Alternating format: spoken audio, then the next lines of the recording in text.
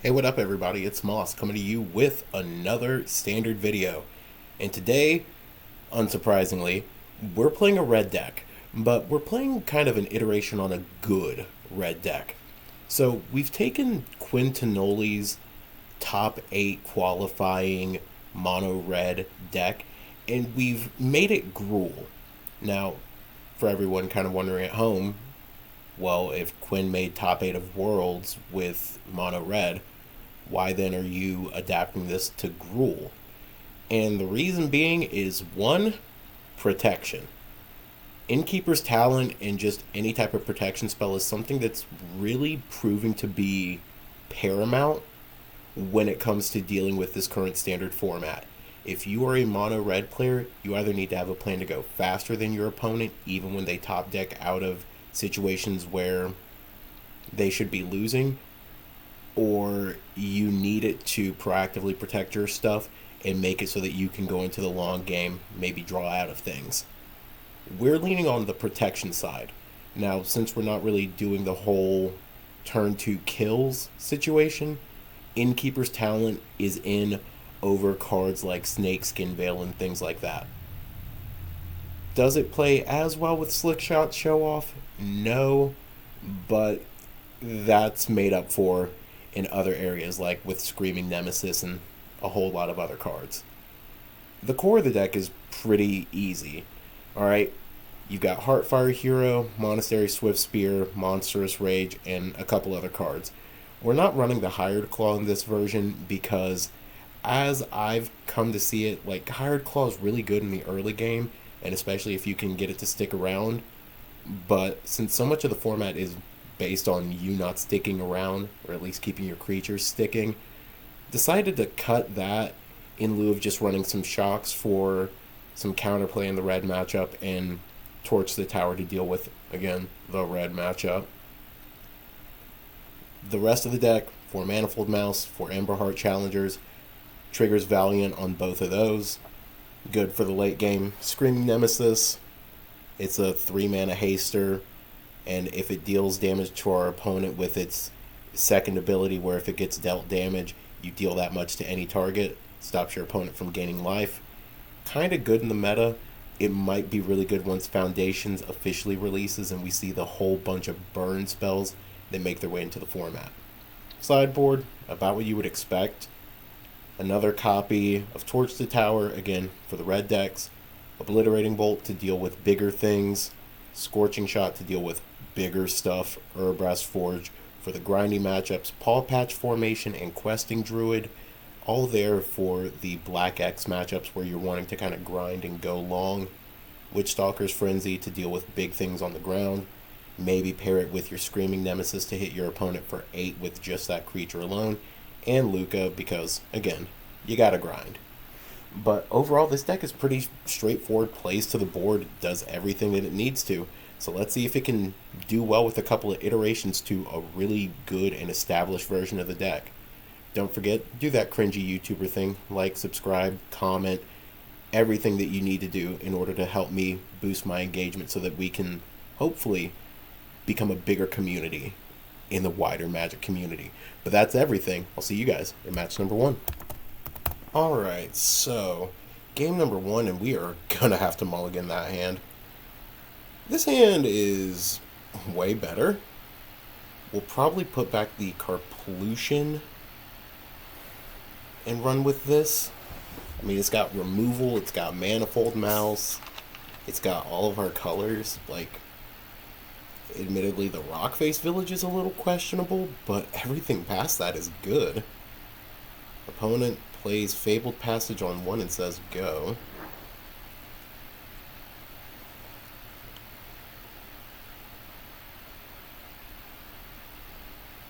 Okay, they fetch for a black, and there's a red. What? What type of shenanigans? Well, I mean, yeah, we'll just do this. Okay, interesting. Valley Rock Caller is not what I expected out of an opponent. Higher Claw and probably Cut Down?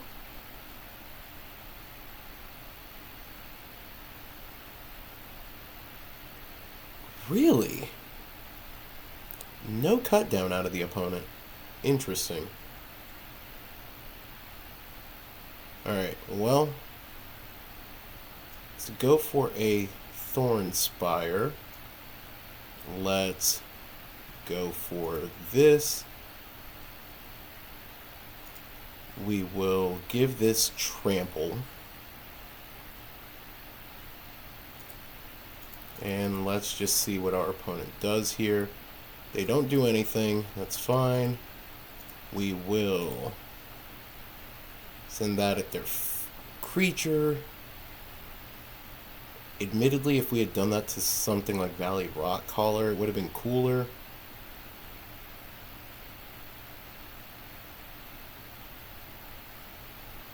Okay. The Gecko. This opponent's really got an interesting deck. Yeah, there's our Screaming Nemesis gone.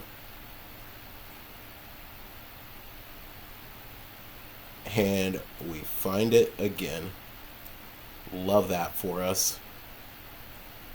Alright, let's go ahead and give this double strike.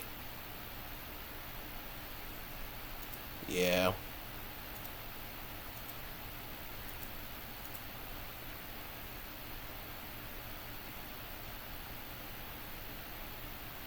I mean, if they block with both, they block with both.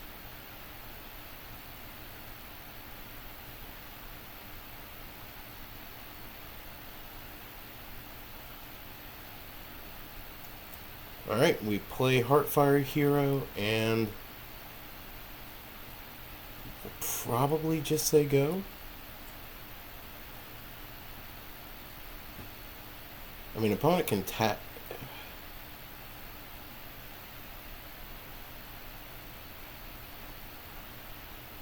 That's 6, 7. That'll put us down to 6.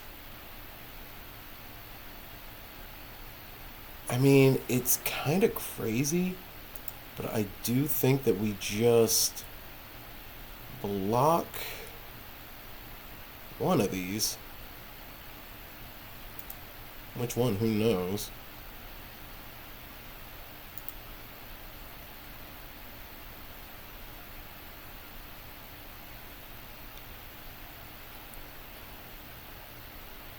Okay, opponent hits us. We're down to 8. Do they have anything in hand? Not from the looks of it. Alright, let's go ahead and pump this.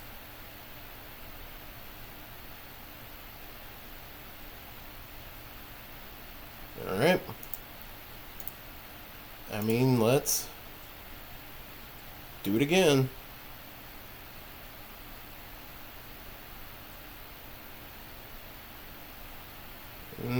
Double strike.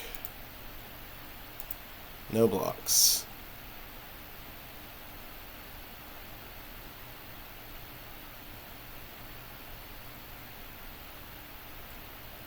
I mean, opponent's gonna kill us here.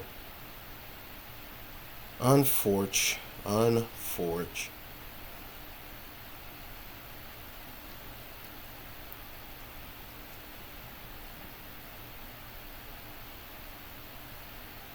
Unless they want to just cycle some of these cards. Which we're cool with that.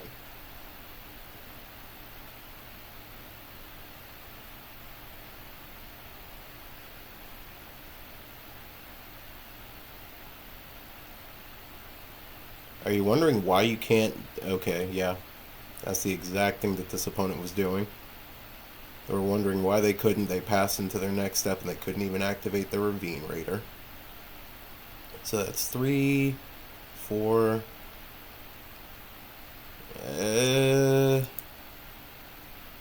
Actually, I think we still die either way.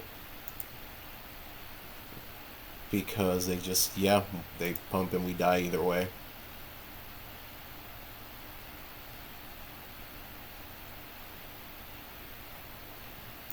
Yeah. Alright, opponent got us. Dang. Alright. On to sideboarding.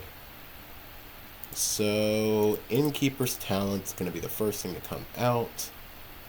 And let's go and add Obliterating Bolt, Scorching Shot, or Scorching Shot, Torch the Tower, Witchstalker's Frenzy. I could maybe see some argument for just cutting these shocks and just bringing in the bolts in Luca, because it's a good, it makes blockers, so yeah, run it like that.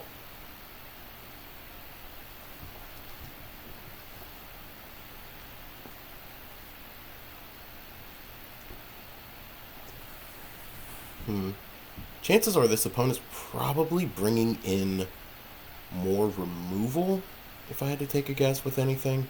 So there's probably some argument to the Innkeeper's Talent, but on 2 it's kind of just sitting there in our hand.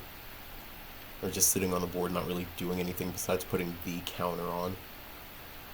Alright, we're going to be on to play with a fairly good hand. It curves well. The double Manifold Mouse is going to be interesting, to say the least. But I think it's going to be Swifty Copperline, then Karplusan Manifold. And then turn 3, we might go for the Emberheart.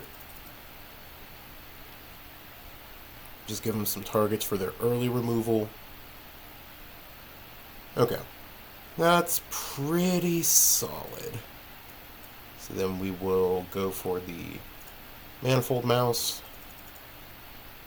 Target itself, give it trample. Swing in with Taylor.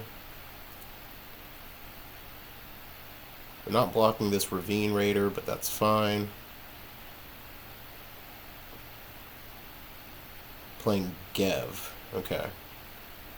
So, let's go ahead and play that.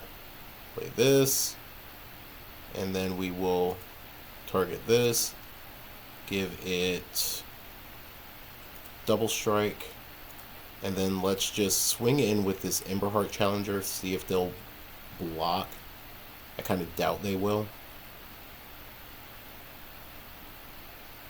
Sweet. And admittedly, maybe having the Hired Claw feels better right now. But let's see what they do here.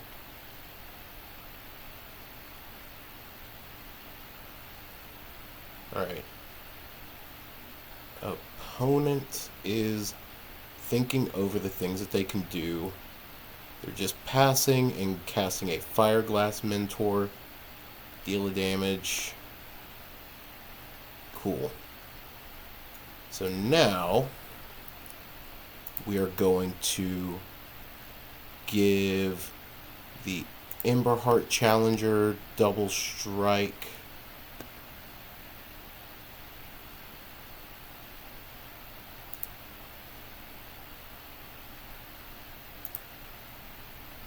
And we'll swing in with it and the Heartfire Hero.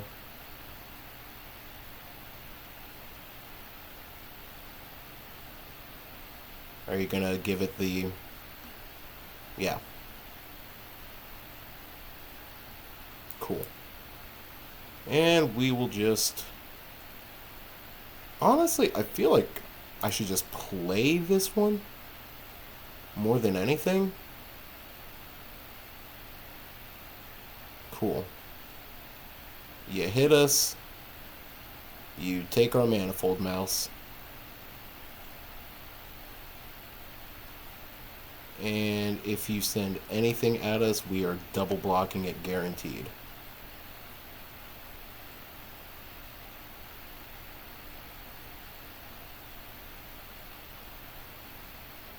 And what did our opponent exile? Land in a Valley Rock Caller. It's pretty good. It's pretty good.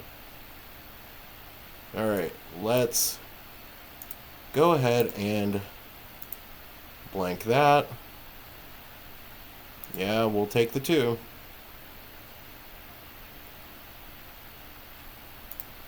then we will double strike this, and we'll swing in with those. Alright, hit our opponent down to 10.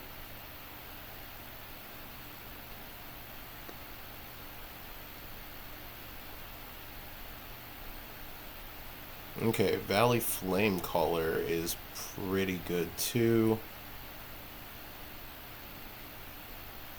I mean, we'll take the 3 off of the Thoughtstalker. What's opponent exiling Fabled Passage and Laughing Jasper. Just gonna go Passage, land, go for the Throat or the Anoint that they likely have in their hand. Okay.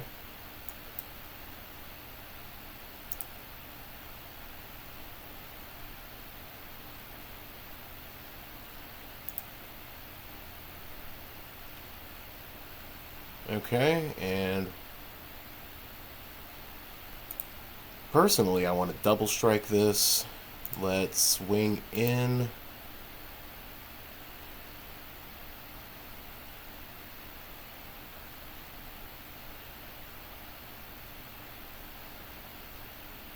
Cool. So that's 4, 5. Yeesh. 2.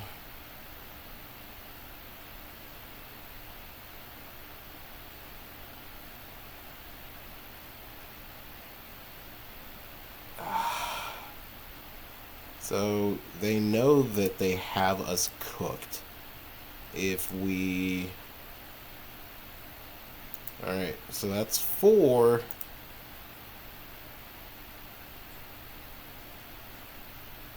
Do they have the Lightning Strike? No, they have the Roaming Throne, though. They cannot play it.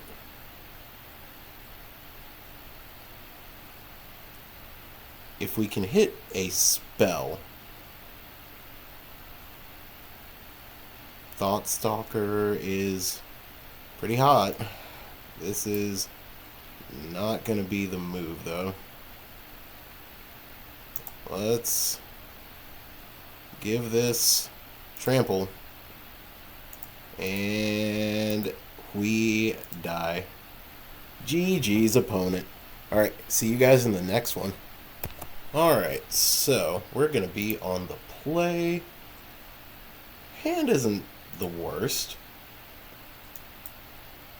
We can curve into Screaming Nemesis on 3, and then turn 4 we can do the thing with it, which is great. This, however, is going to be a far better use of our mana.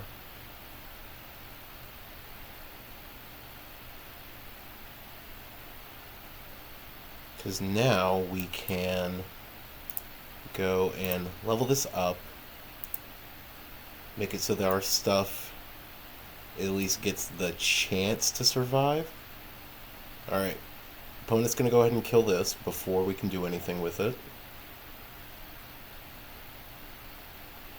Yeah.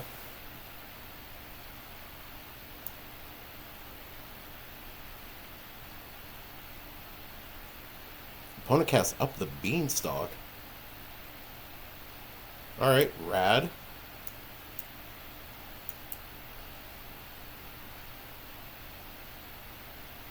So we don't mind a Golgari Beans list. Golgari Ramp. I mean, Liliana kind of claps us in this exact instance.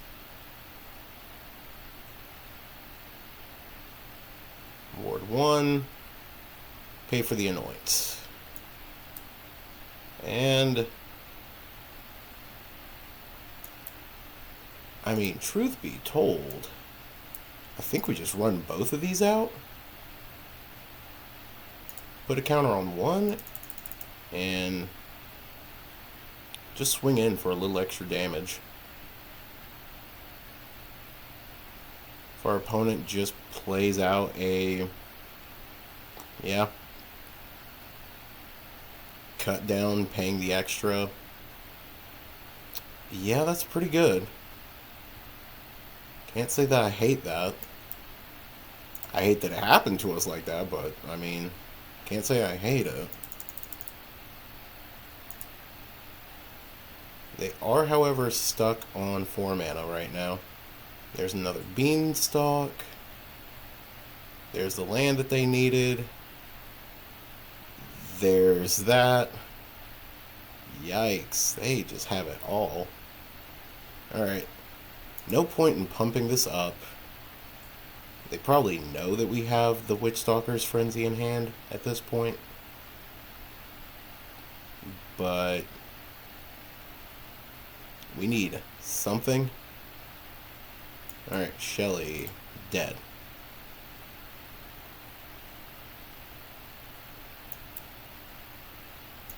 Alright, so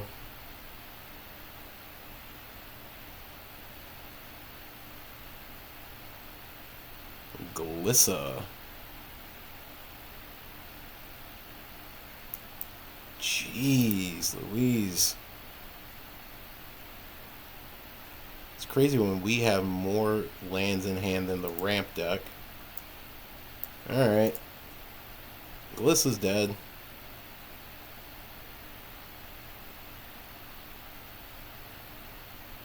What did you just... You plotted a Pillage the Bog? Okay, so opponent's just going to look at a quarter of their deck.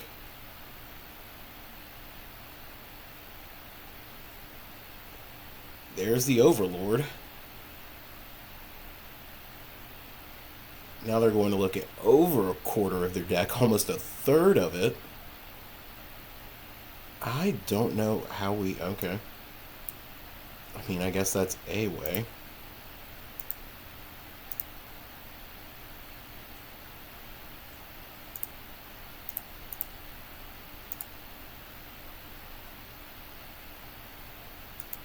Sure.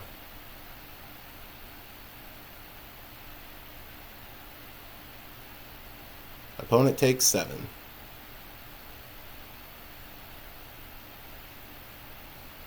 Okay. Terrace under targeting my...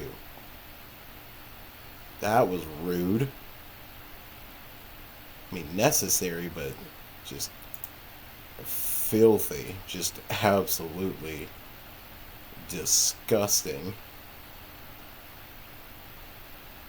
Please tap out, opponent.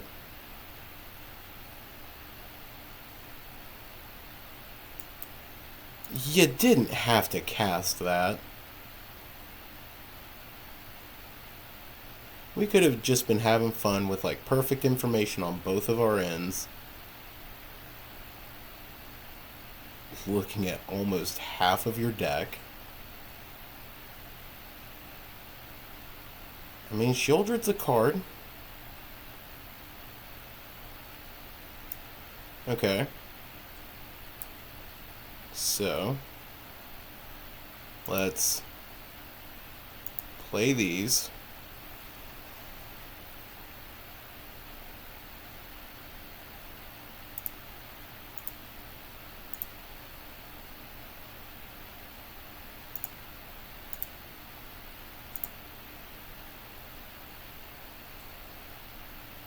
There's absolutely no way that we got here. There's absolutely no way that we got here.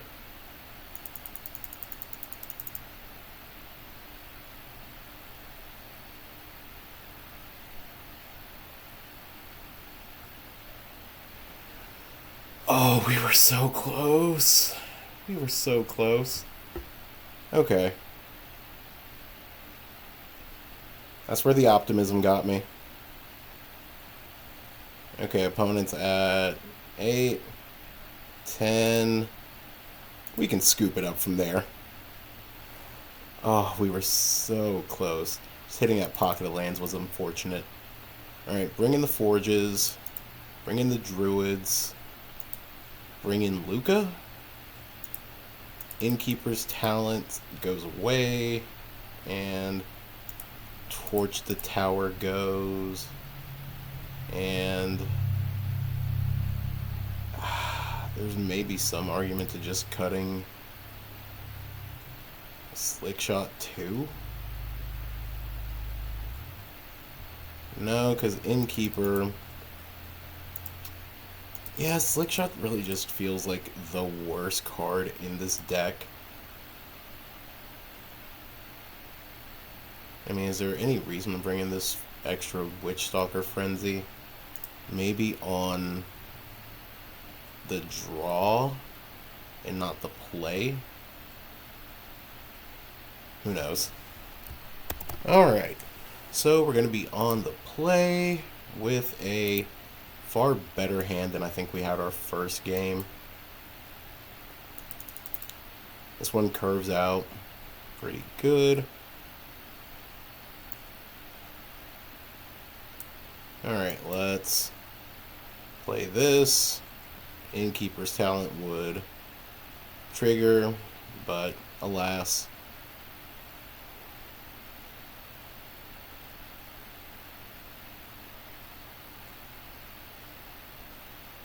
Okay. So we will pump that. Play this.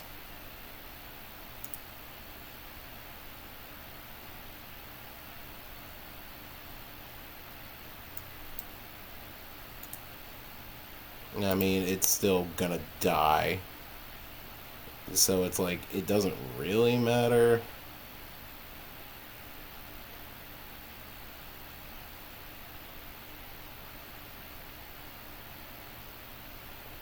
Alright, so we can do this and double everything, or they can just tear it asunder. Yep. That's a bit of a beating. And there's a Shelly. This is kind of cool.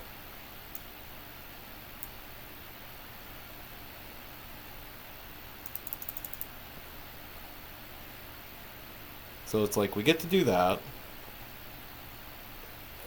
It's almost like we get to race this opponent, even though we don't.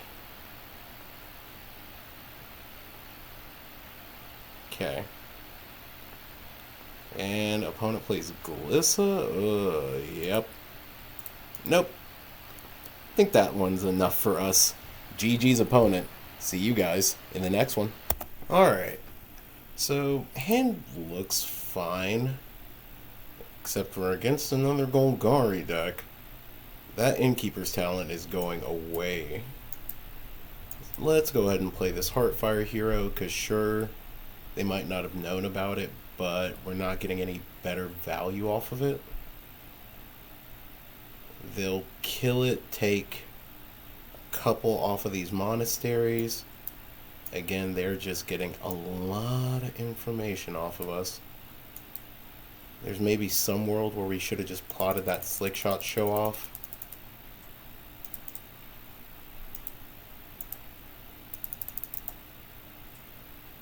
Okay. Mosswood Dread Knight. Don't hate that.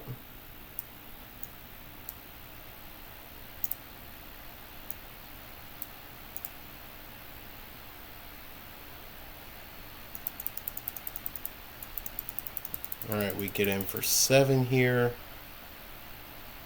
And I mean, this Rockface Village is gonna put in some work.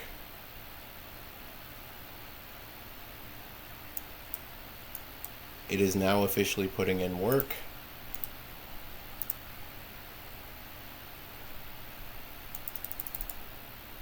So, opponent will definitely just take the 5 here. Really? Interesting that they went that route. Alright, opponent's down to 3?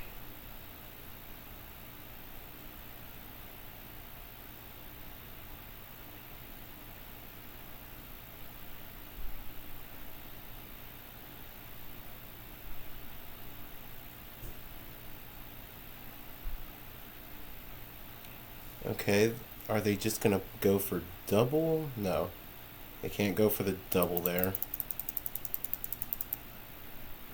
And, I mean, let's swing. Do they have the means of dealing with it? Okay.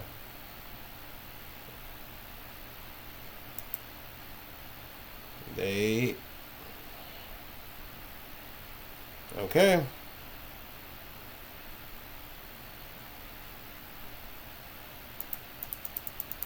Yeah.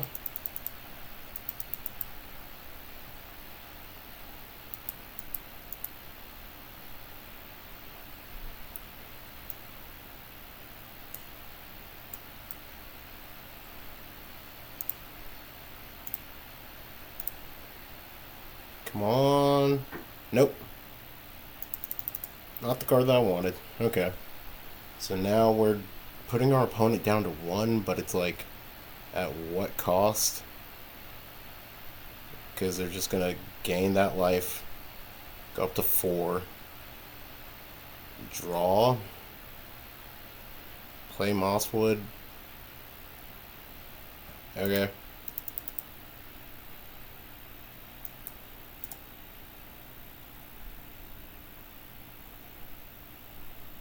Okay. So, got there. Forges, Druid, and Luca. We'll just do it like we did last time. Cut the slick shots.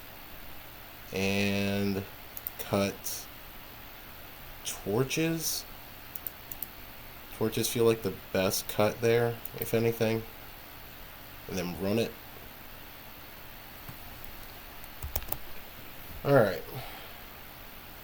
So, we're going to be on the draw.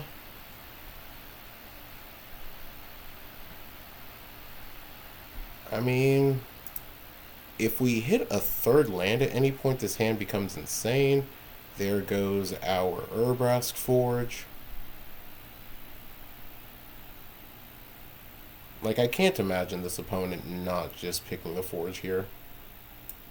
Okay, interesting. They didn't just straight up go for the Forge. I mean, kill it.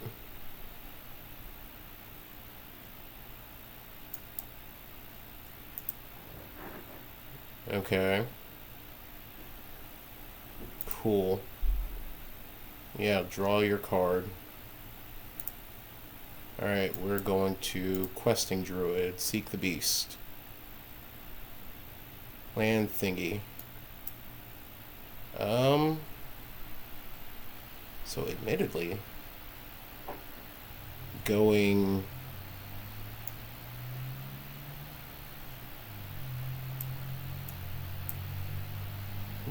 this into this doesn't feel like the worst thing. Like, sure, we're not swinging in for a bunch, but now they have to deal with this and they can't cut it down. They can't just straight up disfigure it. Okay, they anoint. We got that.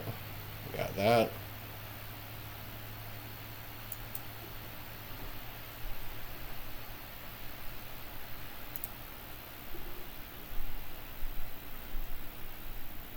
I mean, we're getting somewhere. We got 2 Witchstalker. You're going to take one of those. Because this opponent cannot get away with me just having all this stuff next turn. Alright, let's go for the Manifold Mouse.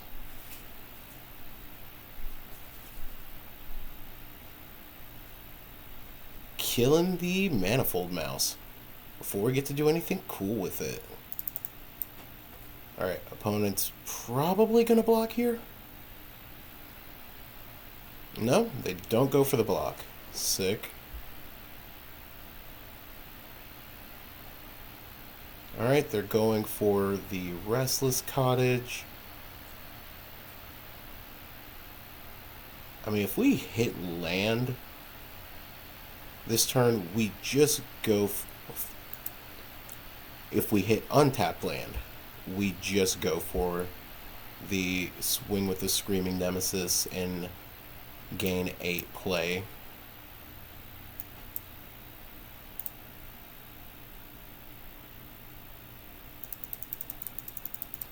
And there's that.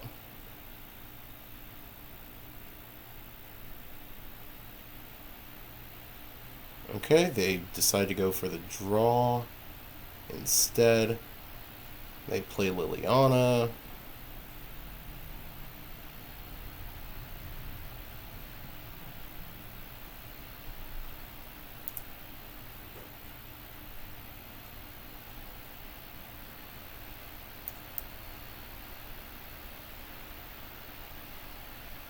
Okay, so that goes there, these go here, and I'm just gonna send that at your shitty creature, and opponent's down to 4, but now they can't do anything.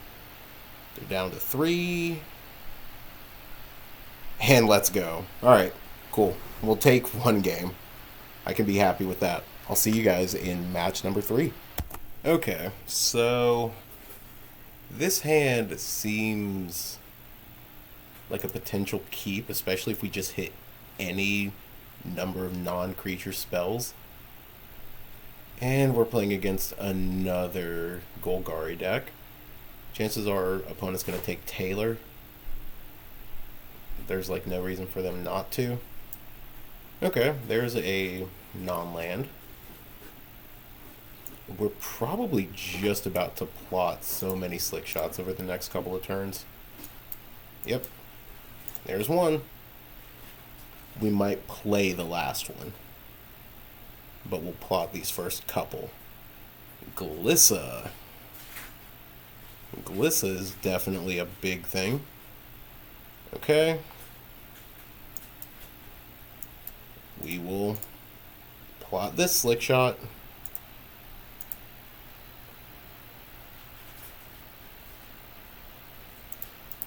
I mean, very little reason for them not to. Okay.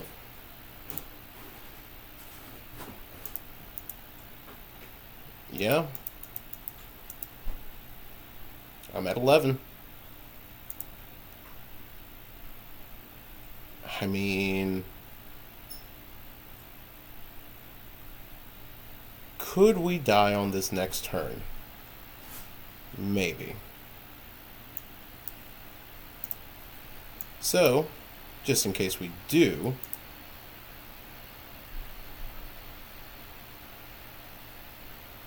there has to be a very specific combination of things in order to kill me this next turn. That's 5. They have to hit at least something that is a 6. Which, yeah, if they hit Unholy Annex Ritual Chamber, that definitely does the job.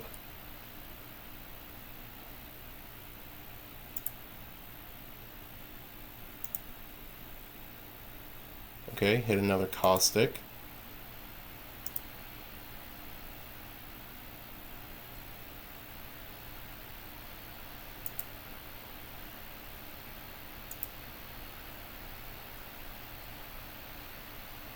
I mean, sure.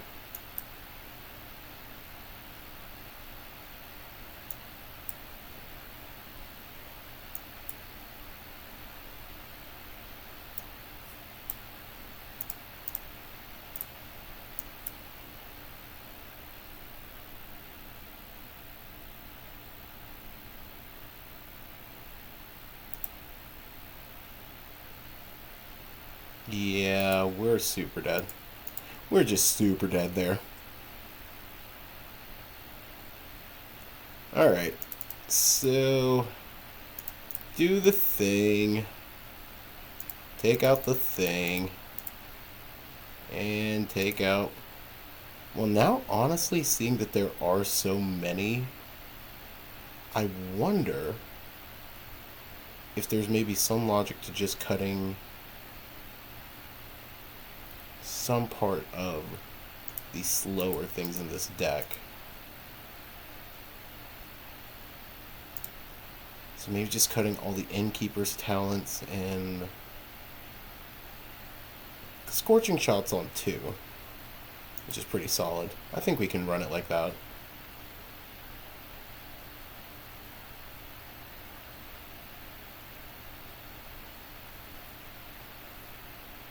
Alright.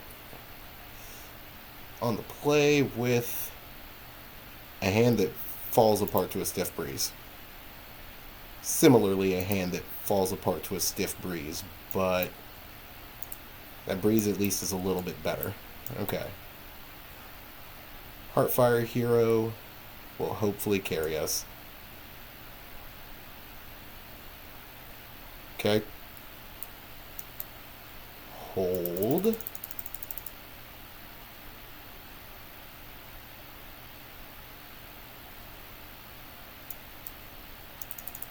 Hold.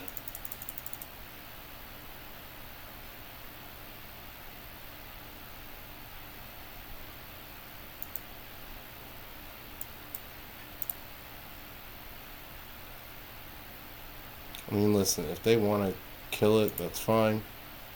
Cut it down.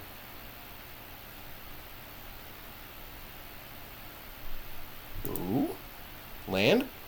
Let's go.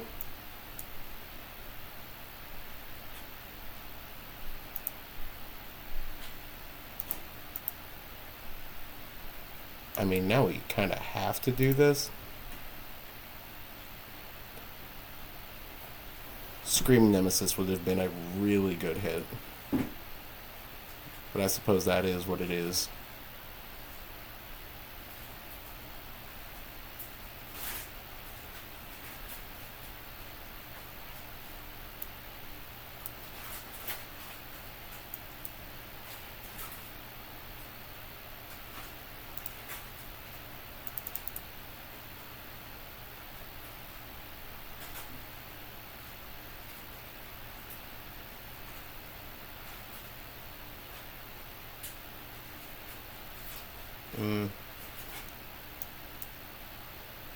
So, I can bargain targeting that, sacrificing this, and then I actually like that on top, so we'll keep that there. Oh, it only deals 3. Oh. Oh, no. Okay. I mean, at least we got there that time, but man, oh man, did that feel just so bad. Okay, so maybe we can drop these Torch the Towers and just bring in Paw Patch Formation now that we have seen that they have that. And Luca goes bye-bye. On the draw, we can be a little bit more reactive. Where on the play, we have to be a little bit more proactive. And Paw Patch is the definition of a reactive card. Hand curves into 3-drop. I mean, we're missing a true 1-drop play, but if they duress us on one, we're okay with it. Wow, they went down to 5? Okay. Cool.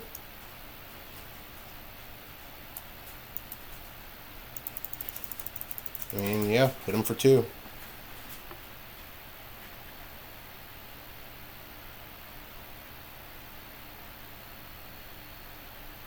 I mean, now we just kind of go for this. And don't do anything.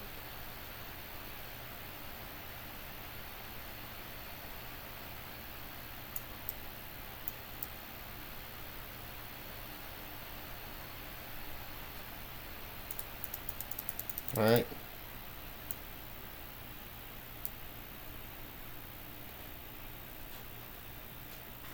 I was hoping that I could have done this the other way.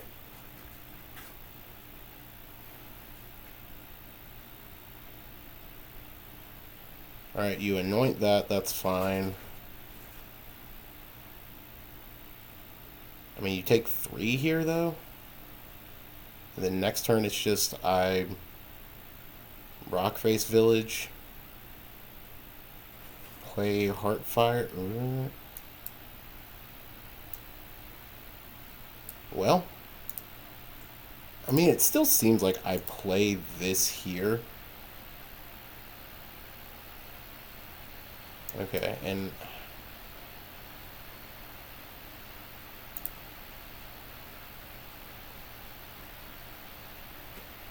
okay, a couple extra Rockface Villages. I'm not too sad about losing either of those.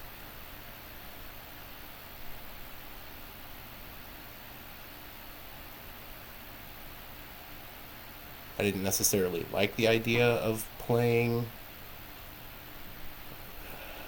Okay. Well, now it's like I have to do this just for the card advantage. And I guess now I can do this. Okay. Target this. Double strike. And trample.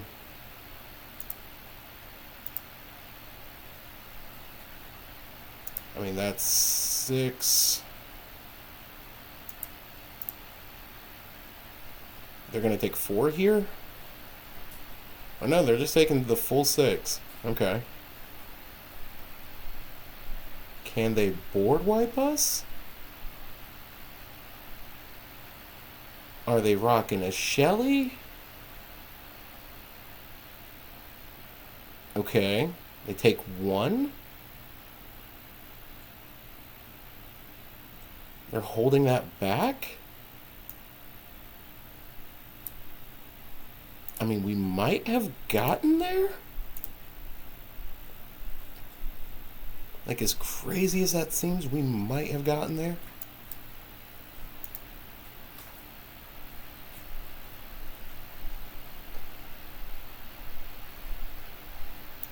Okay.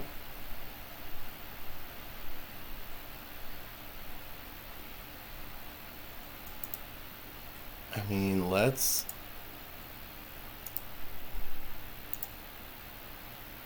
double strike, get in and win. Sick. All right. I'll see you guys in the wrap up. Okay, so what do we think of this weird little Gruul aggro deck?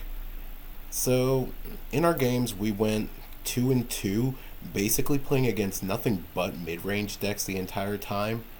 And if you think about that whole classic formulation of what beats what, mid-range beats aggro, aggro beats control, control beats mid-range, we don't really have like a traditional control deck in the standard format right now.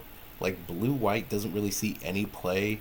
And sure, there are like black, white, and white control decks that are trying to kind of fill that role, especially after Domain stopped being like the premier control deck. The standard's been in kind of a wonky place, a good place, but still a little shaky. I don't know about this particular deck's place in a format where there is so much mid-range deck, so many mid-range decks with nothing really preying on it. I do think in just a few days' time when Foundations comes out, we're going to see a lot of things shake up in Standard, but the red decks are going to start to have a big challenge when they're dealing with burn decks that have main board life gain. I think that's going to be something that really pushes these aggro decks to change up their approach to everything. And the mid-range decks are going to really have to think about that too, but they're also getting a whole host of new answers.